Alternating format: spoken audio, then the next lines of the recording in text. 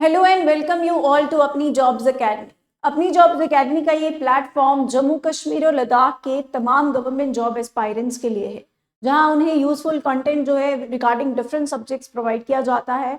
हम आपके साथ सीरीज जो है वो शेयर कर रहे हैं डेली बेसिस पर करंट अफेयर्स की। ठीक है, तो आज हम स्टार्ट करेंगे 8 मार्च के करंट अफेयर से, यानी हम 8 मार्च के जो भी एमसीक्यूज होंगे करंट अफेयर से रिलेटेड वो प्रैक्टिस करेंगे। ठीक है, तो let's start with the MCQ number 1. The first question says, where was the World Sustainable Development Summit 2025 organized?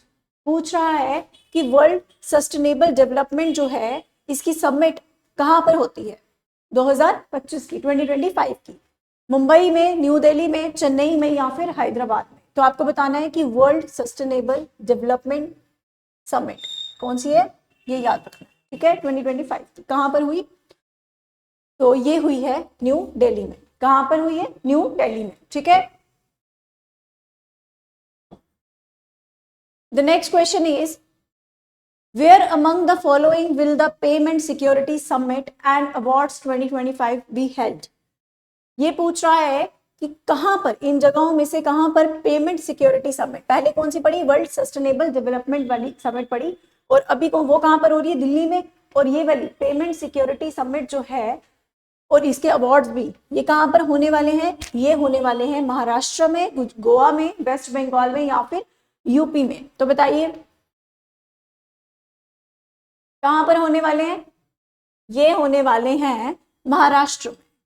कहां पर, महाराष्ट्र में। तो आपको याद रखना वर्ल्ड सस्टेनेबल डेवलपमेंट वाली कहां पर होगी, दिल्ली में होगी। ठीक है, और अगर हम बात करें ये पेमेंट सिक्योरिटी सिस्टम वाली समिट जो है वो कहां पर होनी है, ये समिट और अवार्ड्स जो है वो महाराष्ट्र में होंगे। ठीक है, पेमेंट से महाराष्ट्र याद रखना है, पेमेंट से वर्ड रिलेटेड। ठीक है, फिर उससे आपने याद रखना कि सस्टेनेबल डेवलपमेंट वाला सेंटर ही करेगा, तो सेंटर का याद रखना न्यू दिल्ली। ठीक है, so the third question is, recently which state government has announced to provide permanent electricity connections to farmers for ₹5?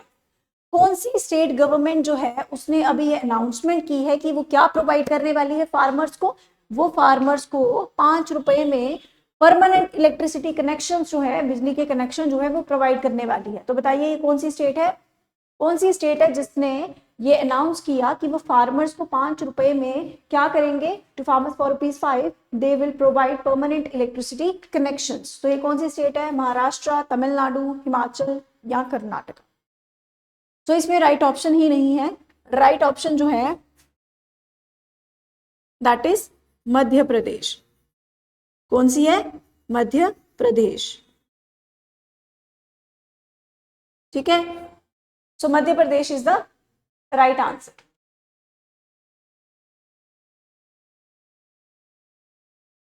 क्या होगी, एमपी। ठीक है, let's move towards the next question and our next question says, what is the new name of William Fort? William Fort the headquarters of the eastern command. ठीक है, eastern command के जो headquarters हैं William fort, वहां पर उसका क्या नया नाम जो है वो दिया गया है, न्यू नेम किसका, विलियम फोर्ट का। तो बताइए, पैराडाइज फोर्ट, विजय दुर्ग, जीत स्तंभ या विजय भव, क्या नाम दिया है, ये तो आप अंदाजा भी लगा सकते हो। ठीक है, पैराडाइज फोर्ट क्यों बोलेंगे, ठीक है, ये तो नहीं बोल सकते। जीत स्तंभ, इट्स नॉट अ पिलर। विजय भव, तो ऐसा कुछ नहीं है। तो क्या है आंसर, विजय दुर्ग। दुर्ग मीन्स फोर्ट, दुर्ग इंग्लिश में फोर्ट को हिंदी में दुर्ग बोलते हैं। ठीक है, सो अगर आप कोई आपसे पूछे सवाल कि ईस्टर्न कमांड का हेडक्वार्टर कहां पर है, तो फोर्ट विलियम, तो उसका नया नाम क्या है, फोर्ट विलियम का नया नाम जो है फोर्ट विलियम का वो है विजय दुर्ग। ठीक है, the next question is question number 5, what is the theme of world obesity day 2025? Obesity means मोटापा। वर्ल्ड ओबेसिटी डे की 2025 की वर्ल्ड ओबेसिटी डे जो है उसकी थीम क्या रखी गई है, ये आपको बताना है। Everybody needs everybody, everybody needs to act changing systems heal their lives, और लेट्स टॉक अबाउट ओबेसिटी। बताइए, the right answer is, the right theme of world obesity day is changing systems heal their lives. System को change करेंगे और उनकी जिंदगियों को और बेहतर करेंगे, हील करेंगे। ठीक है, ये क्या है, वर्ल्ड ओबेसिटी डे की। ठीक है, द नेक्स्ट क्वेश्चन इज, क्या बोल रहे हैं नेक्स्ट क्वेश्चन में, consider the following statements about the United Nations and its structure. UNO के बारे में और उसके स्ट्रक्चर के बारे में आपको कुछ स्टेटमेंट दी हैं, आपने उनको बताना है कि ये सही है या फिर नहीं। तो पहली स्टेटमेंट बोल रही है, the UN was established after world war one with collective security and peacekeeping as some of its founding principles. The second statement says the General Assembly is the primary policy-making body of the UN, while the UNSC, यानी United Nations Security Council, is responsible for peace and security. तो बताइए कौन सा option ठीक होगा, 1, 2 only और both और none. तो पहला स्टेटमेंट क्या बोल रहा है कि यूएनओ जो है वो इस्टेब्लिश किया गया था वर्ल्ड वॉर वन के बाद, और उसकी क्या रिस्पॉन्सिबिलिटी थी, कलेक्टिव सिक्योरिटी, सिक्योरिटी मेंटेन करके रखना, शांति बना के रखना, पीस कीपिंग रखना, as some of its founding principle, जो कि इसके कुछ फाउंडिंग प्रिंसिपल्स हैं कि उन्हीं की बेसिस पर ये इस्टेब्लिश किया गया है, शांति बनाए रखने के लिए, सिक्योरिटी प्रोवाइड करने के लिए वर्ल्ड। ठीक है, ये पॉइंट बिल्कुल ठीक है, बट यहाँ पर एक चीज बिल्कुल ठीक नहीं है, और वो क्या है, बाकी इसी के लिए बनाया गया, लेकिन पॉइंट क्या बोल रहा है, after world war one, world war one के बाद नहीं बनाया गया था यूएनओ। अगर आपको याद हो तो यूएनओ की वर्ल्ड वॉर वन की अगर हम डेट की बात करते हैं, तो मैंने आपको शायद कल ही ये बताया है कि 1914 टू 18 जो है, 1914 टू 1918 फर्स्ट वर्ल्ड वॉर होती है। ठीक है, वर्ल्ड वॉर वन। जब हम सेकेंड वर्ल्ड वॉर की बात करते हैं तो सेकेंड वर्ल्ड वॉर का टाइम पीरियड है 1939 टू 1945। ठीक है, ये है सेकेंड वर्ल्ड वॉर। ठीक है, और ये बोल रहा है कि वर्ल्ड वॉर वन के बाद बना दिया, अगर वर्ल्ड वॉर वन के बाद ही यूएनओ बना दिया होता तो सेकेंड वर्ल्ड वॉर होती ही नहीं। यूएनओ बना दिया था तो सेकेंड वर्ल्ड वॉर के बाद कोई थर्ड वर्ल्ड वॉर थोड़ी हुई है। यूक्रेन और रशिया की इतनी ज्यादा लड़ाई हुई, गाजा का ये जो इश्यू जो है हमास का और उनका इजराइल का, वो इतना ज्यादा चला, तो क्या वर्ल्ड वॉर हुई? नहीं हुई, क्योंकि UNO is a peace keeping body to maintain security in the world. UNO is established. ठीक है, इसीलिए तो बनाया है इसको, ताकि वर्ल्ड वॉर ना हो। तो यहाँ पर क्या आएगा, यहाँ पर आना चाहिए था वर्ल्ड वॉर टू, फिर आंसर सही होता। ठीक है, यूएनओ का एस्टैब्लिशमेंट कब होता है, 24 October. UNO, United Nations Organisation, was established on 24 October 1945. After the end of Second World War, ये यूएनओ जो है इसकी एस्टैब्लिशमेंट होती है 24 अक्टूबर 1945 को। ठीक है, और सेकेंड पॉइंट बोल रहा है कि जनरल असेंबली जो है, ठीक है, यूनाइटेड नेशन जनरल असेंबली जो है, इसका प्राइमरी फंक्शन क्या है, ये बोल रहे हैं इसका प्राइमरी फंक्शन है पॉलिसी मेकिंग, जो भी ऑफिस का काम होता है पॉलिसीज बनाना, वो इसका पॉलिसी मेकिंग काम है। ठीक है, और बोल रहा है कि जो यूएनएससी यानी United nation security council, security से ही पता चल रहा है उसका रिस्पॉन्सिबिलिटी क्या है, for maintaining peace and security. So that is the right option, second वाला राइट है, तो फर्स्ट वाला गलत हो जाएगा, सेकेंड वाला राइट हो जाएगा। तो ऑप्शन कौन सा करेक्ट होगा, 2 only. The option B is correct, 2 only is the correct statement. ठीक है,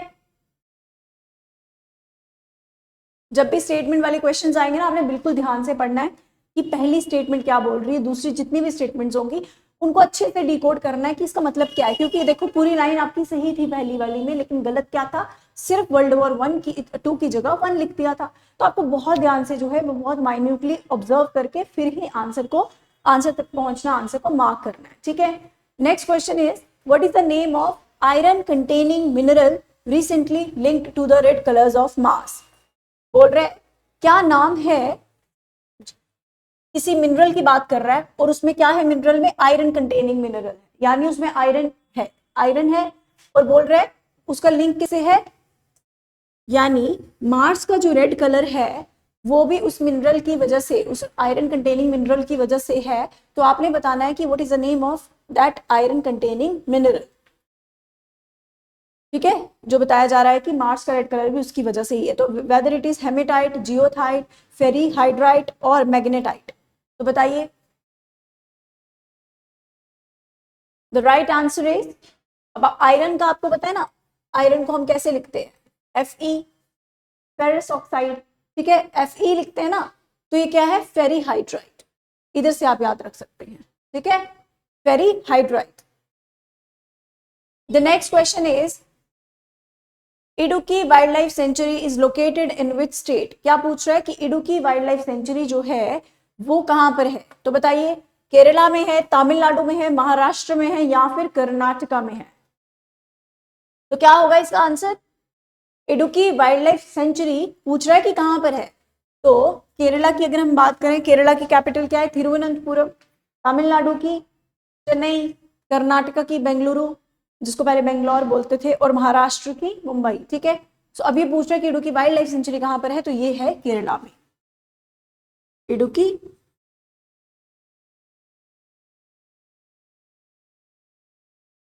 इडुक्की वाइल्ड लाइफ सेंचुरी। ठीक है,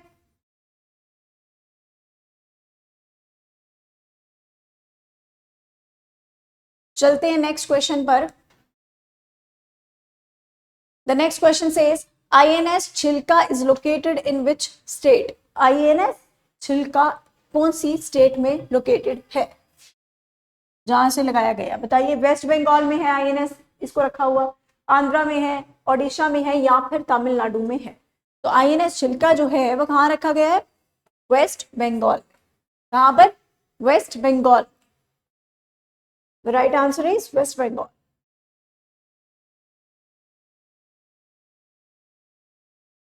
Question number 10 is, according to the Global Terrorism Index 2025 report, which country is ranked as the second most terrorism affected? आपको बताना है कि global terrorism index जो है वो निकाला गया। ग्लोबल टेररिज्म की पूरी दुनिया में कितना टेररिज्म है उसका इंडेक्स मींस कि वो एक रिपोर्ट टाइप का निकाला जाता है कि कौन सा रैंक किसको दिया जाता है, इंडेक्स वही होता है। ठीक है, जिस तरह से ह्यूमन डेवलपमेंट इंडेक्स होता है, डिफरेंट सस्टेनेबल डेवलपमेंट इंडेक्स भी होता है, तो डिफरेंट डिफरेंट इंडेक्सेस होते हैं। तो इस तरीके से ग्लोबल टेररिज्म इंडेक्स जो है वो 2025 का उस रिपोर्ट के मुताबिक पूछ रहा है कि कौन सी कंट्री जो है उसको सेकेंड नंबर पे मोस्ट टेररिस्ट अफेक्टेड कंट्री कहा गया है, कि वहां पर सबसे ज्यादा टेररिज्म है, सेकेंड मोस्ट टेररिज्म अफेक्टेड। तो वो कौन सी है? The right answer is Pakistan. कौन सी है? पाकिस्तान। तो पहली कौन सी होगी बताइए, पहली कौन सी होगी आपको कमेंट बॉक्स में बताना है। ठीक है, अगर आप इस वीडियो को देख रहे हैं तो आपको कमेंट बॉक्स में बताना है कि फर्स्ट जो मोस्ट अफेक्टेड कंट्री है पूरे वर्ल्ड में, किससे? Most affected country regarding terrorism as per this index. ये जो इंडेक्स आया ना, terrorism index, global terrorism index, इसके मुताबिक पहली कौन सी कंट्री है जो सबसे ज्यादा टेररिस्ट वहां पर क्या है, सबसे ज्यादा टेररिज्म अफेक्टेड है, तो ये बताना है। तो सेकंड वाली कौन सी है? Pakistan. Where is the headquarters of NATO located? NATO के हेडक्वार्टर्स कहां पर हैं ये आपको बताना है। सबसे पहले कि नाटो है क्या, तो इसकी एब्रीविएशन देख लेते हैं। North Atlantic treaty organisation. ठीक है, नॉर्थ अटलांटिक ट्रीटी ऑर्गेनाइजेशन। ठीक है, दूसरा कि ये बना कब? 1949 में ये बनता है। और थर्डली कितने मेंबर्स हैं इसके? तो अबाउट 32 मेंबर्स हैं इसके, पहले 31 थे, आई थिंक अभी 32 मेंबर्स जो हैं वो हो चुके हैं। और अगर हम बात करें कि इंडिया जो है, क्योंकि जब हम कोई बाहर की इस तरीके की वो पढ़ते हैं ना, कोई भी ऑर्गेनाइजेशन पढ़ते हैं, तो उसमें हमें पता होना चाहिए कि इंडिया उसका मेंबर है या फिर नहीं है। ठीक है, जैसे नाटो है, यूएनओ है, सार्क है, आसियान है, ठीक है, बिम्स्टेक है, क्वाड है, तो वो सभी हमें पता होना चाहिए कि इंडिया जो है वो उसका मेंबर है या फिर नहीं है। तो ये पूछ रहा है कि हेडक्वार्टर्स ऑफ नाटो, तो हम लिखेंगे पहले 32 मेंबर्स में इंडिया जो है वो इसका मेंबर नहीं है। तो आपको क्या याद रखना है कि India is not a member of NATO. क्या पता आपसे क्वेश्चन कभी पेपर में पूछ लिया जाए कि is India member of NATO, तो no, India is not a member of NATO. ठीक है, और 32 मेंबर्स थे, 1949 में बना। अच्छा, पूछ रहा है कि हेडक्वार्टर्स कहाँ पर है, तो मुझे बताइए हेडक्वार्टर्स कहाँ होंगे नाटो के? वॉशिंगटन DC USA में, ब्रुसेल्स बेल्जियम में, पेरिस फ्रांस में और लंदन UK में। तो इनके हेडक्वार्टर्स जो है वो ब्रुसेल्स बेल्जियम में है। कहाँ पर है? ब्रुसेल्स बेल्जियम में। ठीक है, the next question says how many member states are part of the north Atlantic treaty organisation. वही क्वेश्चन आपसे पूछ रहे जो मैंने अभी आपको बताया था कि कितने मेंबर कंट्रीज जो हैं वो नाटो का पार्ट हैं, ठीक है। How many member states are there in NATO, तो बताइए नाटो के कितने मेंबर्स हैं, जो अभी मैंने आपको बताया, अभी बताया ना मैंने, कितने मेंबर्स हैं, 32। The right answer is C, 32। चलिए नेक्स्ट क्वेश्चन पर चलते हैं, और नेक्स्ट क्वेश्चन क्या बोल रहा है, operation Vijay in 1999 was primarily aimed at resolving conflict between India and which country।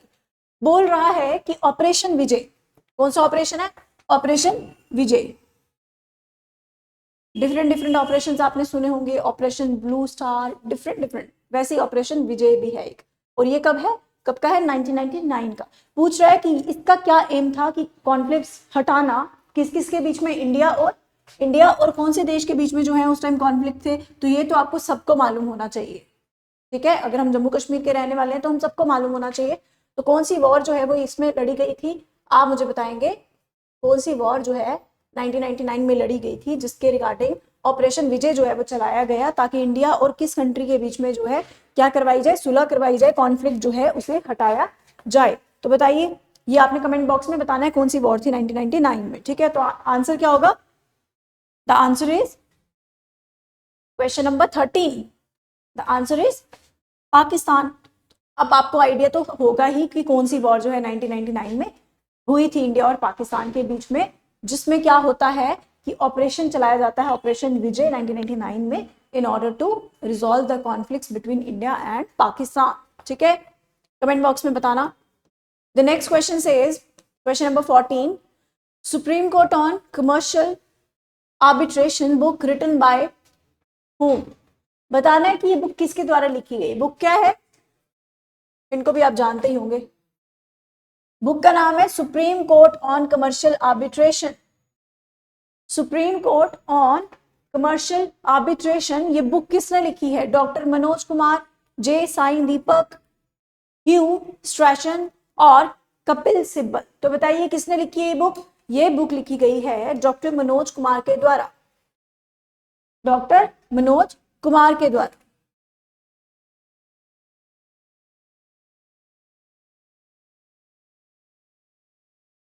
ठीक है, ये हैं डॉक्टर मनोज कुमार, इन्होंने ये बुक लिखी है supreme court on commercial arbitration, ठीक है, डॉक्टर मनोज कुमार। तो लास्ट क्वेश्चन है हमारी आज की सीरीज का, कंसिडर द फॉलोइंग स्टेटमेंट्स। हमें क्या करना है, इन स्टेटमेंट्स को ध्यान से पढ़ना है और बताना है कि कौन सी स्टेटमेंट जो है वो करेक्ट है। तो पहली स्टेटमेंट क्या कह रहा है, ये आपको पढ़ाया भी है मैंने, पहली वाली तो पढ़ी है आपने। धर्म गार्डियन एक्सरसाइज जो है एक जॉइंट मिलिट्री एक्सरसाइज है इंडिया और जापान की आर्मीज के बीच में, पहला स्टेटमेंट ये बोल रहा है। दूसरा बोल रहा है मालाबार एक्सरसाइज, दूसरा क्या बोल रहा है,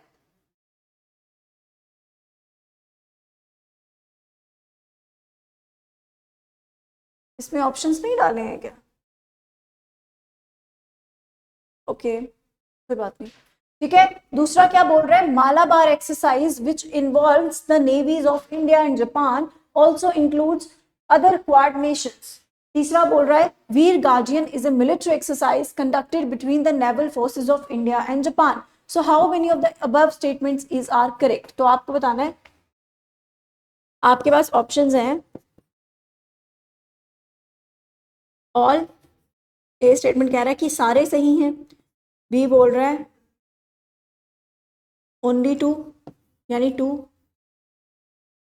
सिर्फ सेकंड वाली स्टेटमेंट ठीक है,